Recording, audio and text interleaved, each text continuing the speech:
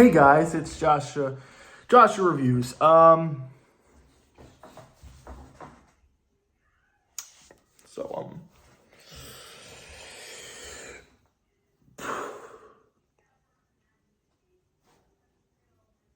if you didn't already know, I'm a big fan of Halloween-themed horror films where the haunt is real, the danger's real, the scare actors can touch you, they can kill you.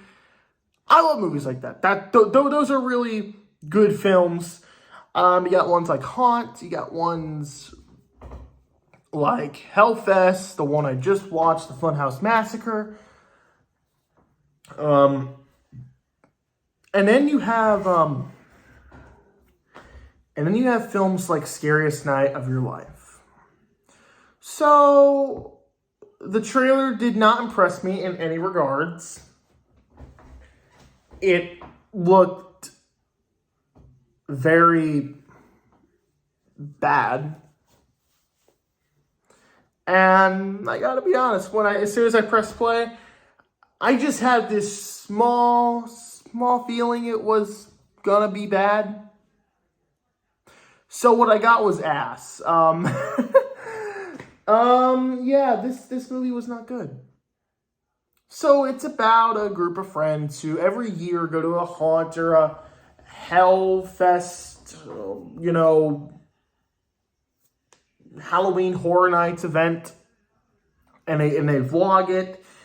And this time they decide to go to an underground one that no one knows about. They get like an invitation or something.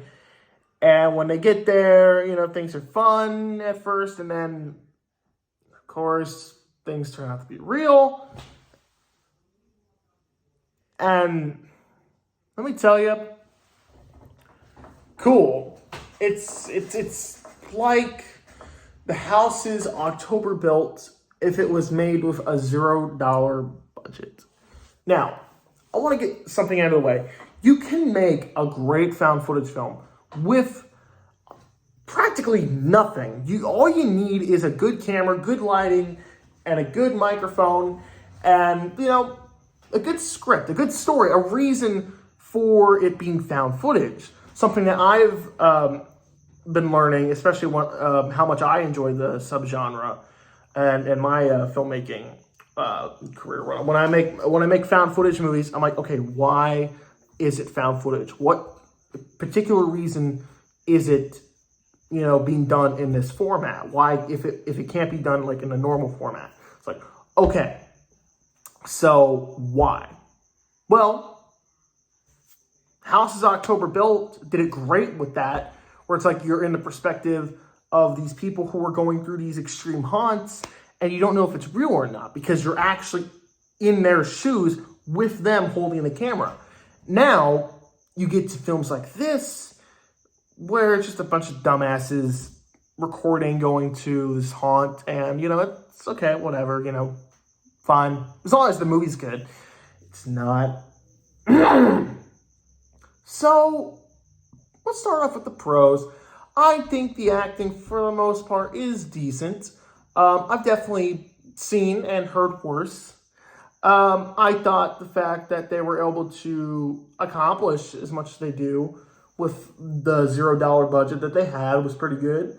The quality of the film looked pretty good, like in terms of, it was, for the most part, it was still, so that's a plus. I hate found footage movies where it's just shaky.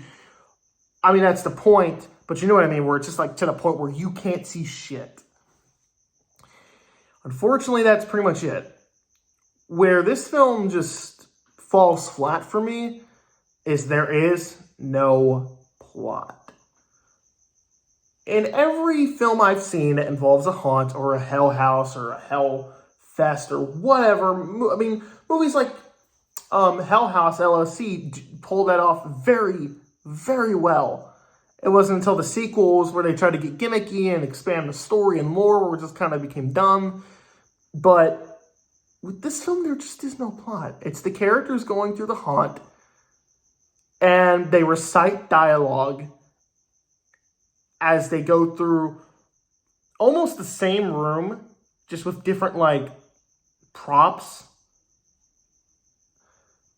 And they go through the same hallways, you can tell they filmed this at a warehouse.